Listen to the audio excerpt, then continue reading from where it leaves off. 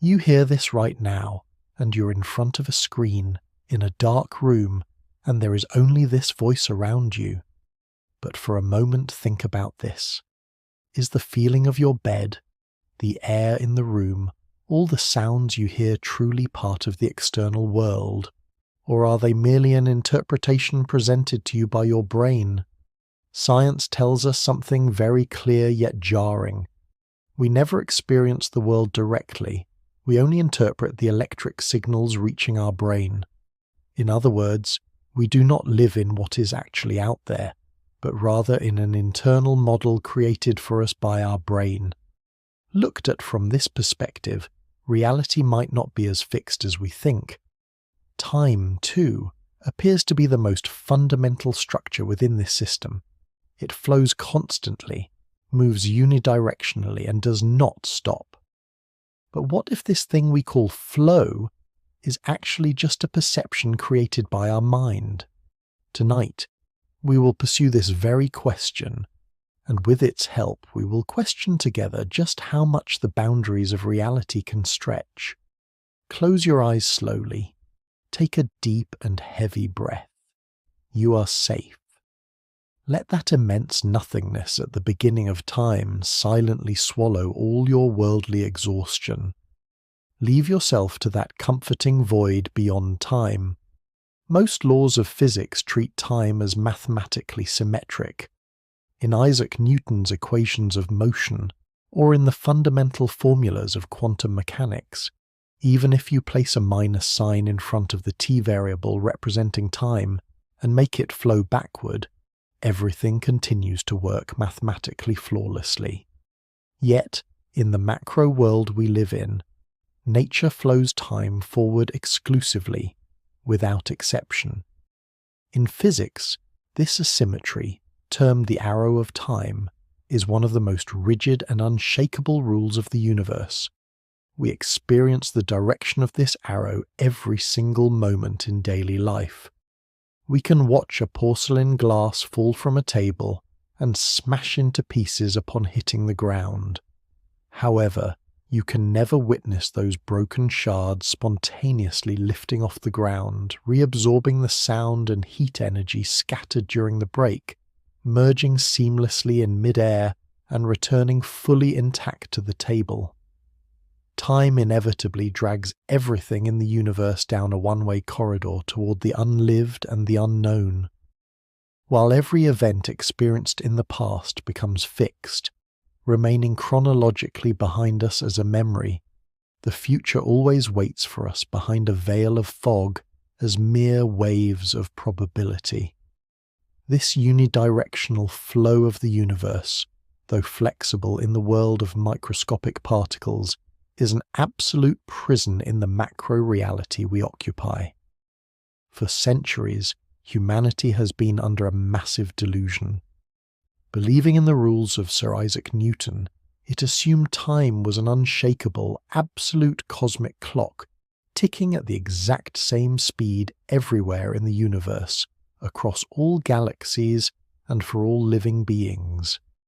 Yet, at the turn of the 20th century, Albert Einstein shattered this deep-rooted belief with his theory of general relativity.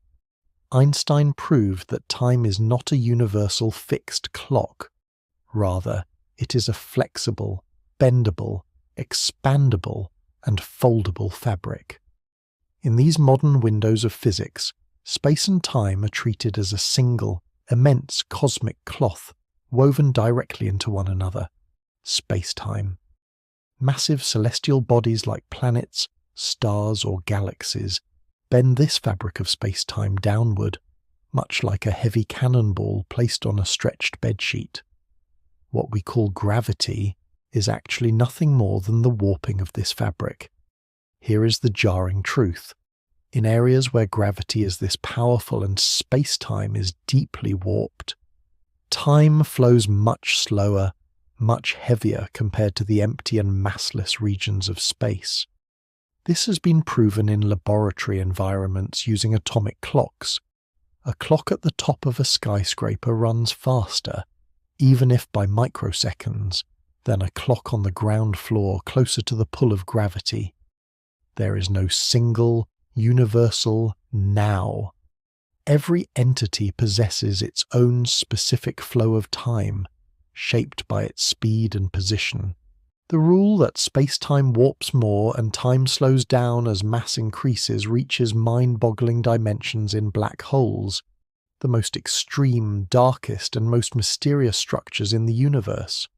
In the center of a black hole formed by the collapse of a star into itself, gravity and density theoretically approach infinity. This massive mass warps the surrounding space-time fabric into a steep well, so severely that past a certain point, escape becomes impossible.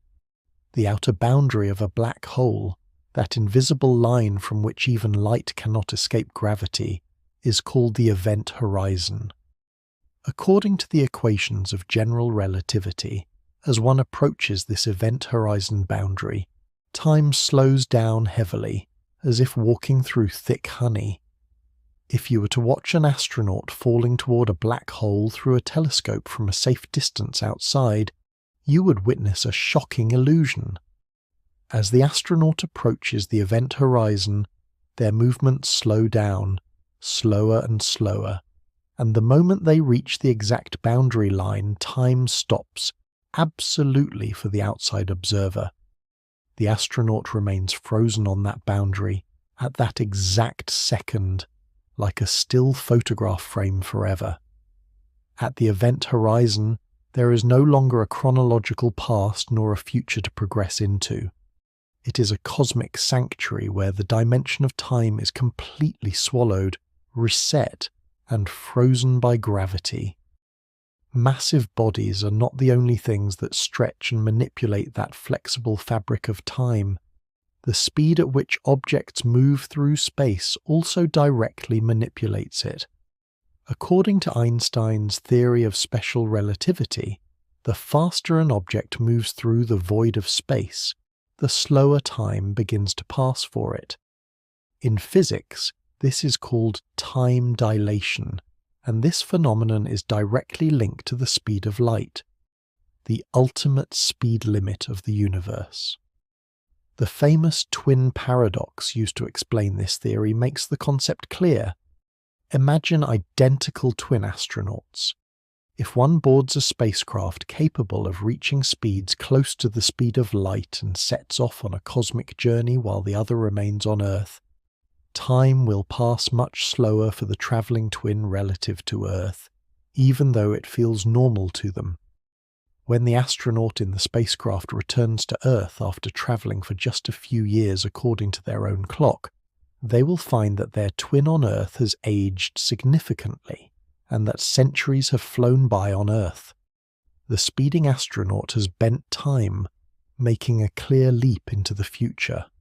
Theoretically, for a photon of light travelling at the absolute speed of light, the concept of time disappears entirely. Even if it takes billions of Earth years for a photon to travel from one end of the universe to the other, from its own perspective, its birth and its destruction by being absorbed by matter happen at the exact same split second, in absolute timelessness. The answer to the question of why the universe only moves time forward lies within the concept of entropy in thermodynamic science. The second law of thermodynamics states that unless there is external intervention, the disorder, meaning the entropy, of a closed system will always increase over time. The universe, roughly 13.8 billion years ago at the moment of the Big Bang, was in a highly ordered, homogeneous, hot, and low entropy state. From that first moment of explosion onward, the universe is in constantly expanding, cooling, and its total disorder, its total entropy, has been steadily increasing. All the aging and decay processes we see in daily life are a result of entropy. A clean and tidy room getting dusty and messy on its own, a hot cup of coffee cooling down by radiating its heat into the room, or massive stars burning through their nuclear fuel and fading away, are all increases in entropy. These processes can never reverse on their own. A room cannot clean itself, and a cooled coffee cannot boil again by gathering heat back from the room. Thus, the forward flow of time is actually a chronological and physical reflection of this increasing disorder in the universe. Because the universe cosmically flows from order to disorder, the arrow of time can never bend backward.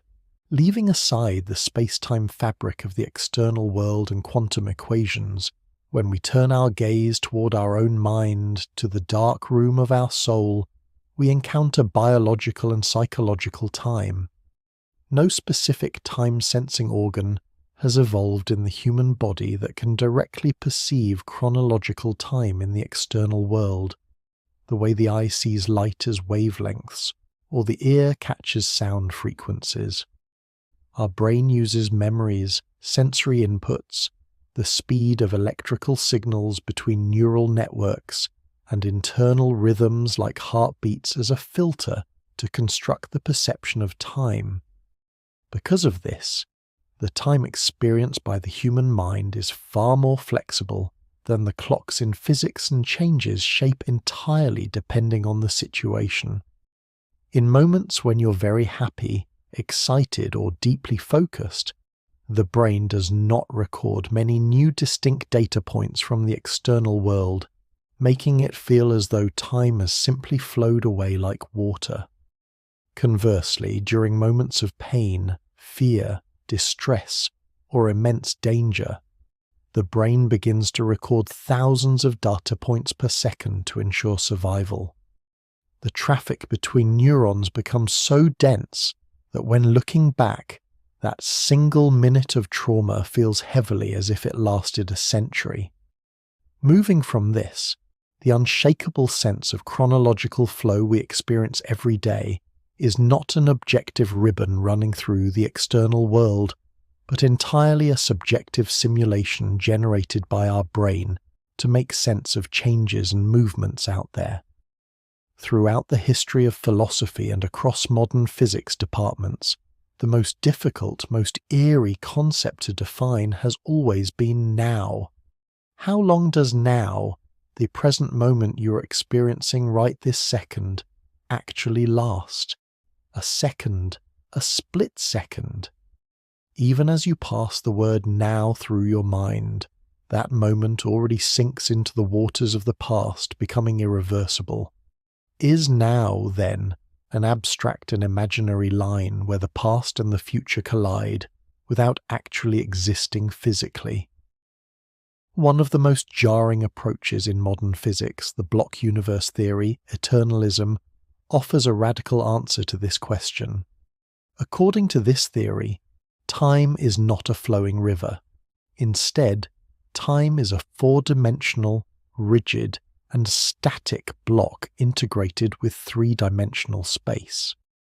In this block universe approach, the past, present, and future actually exist simultaneously and permanently within the fabric of the universe, just like coordinates in space. This means your childhood is currently still happening with full reality at a past coordinate of the universe, while your future old age has already taken its place at another coordinate. Viewed from this window, now is not an absolute universal reality. It is merely a subjective marker showing which coordinate our consciousness happens to be shining its flashlight on within the four-dimensional block. When looking at modern quantum gravity theories that attempt to unite quantum mechanics with the theory of general relativity, such as loop quantum gravity, scientists encountered a jarring mathematical fact. When looking at equations like the Wheeler-DeWitt equation, which describes the most fundamental quantum existence of the universe, one notices that the familiar t variable representing time is completely absent from the formulas. The universe, at its most fundamental quantum scale, meaning the subatomic world, is entirely timeless. There are only instantaneous interactions and correlations between particles. The great physicist Albert Einstein also argued that time is an illusion, independent of quantum theories. Following the passing of his very close friend Michel Besso, he whispered these striking words in a famous letter to Besso's family. For us who believe in physics, the distinction between past, present, and future is only a stubbornly persistent illusion. Time, perhaps, is not a foundational building block of the universe, but merely a macroscopic perceptual illusion born from the gathering of billions of subatomic particles.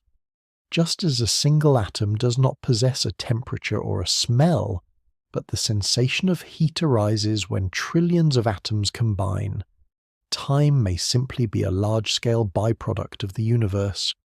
If that is the case, all the rush of life, the anxieties and the struggles to catch up to things are nothing more than the false shackles of this grand illusion, or are we merely watching a fluid flow? We have finally reached the final stop of this deep, mysterious and fluid journey. We are not slaves imprisoned within time. We are sacred consciousnesses witnessing the flow of time, allowing the universe to experience itself. Time flows, changes, bends, and creates illusions, but your soul, watching that flow silently from behind, is always fixed, always calm and timeless. Now, release all these philosophical inquiries, Einstein's warped space-time fabric, the stopped clocks of black holes, and the timeless equations of the quantum world slowly from your mind. Let them all scatter and vanish like stardust in that pitch-black void. The arrow of time is slowing down. Tick, tock, tick, tock. And finally, that sound too sinks into an absolute silence. The only truth you need to know right now is that you're completely safe, peaceful, and sheltered here, in this room, within this darkness and silence. Stay beyond time. Stay away from the world. The comforting silence coming from the universe brings the deepest and sweetest sleep to your tired mind. Good night. May that immense silence of time accompany your soul throughout the night. Now leave yourself entirely to the arms of the music.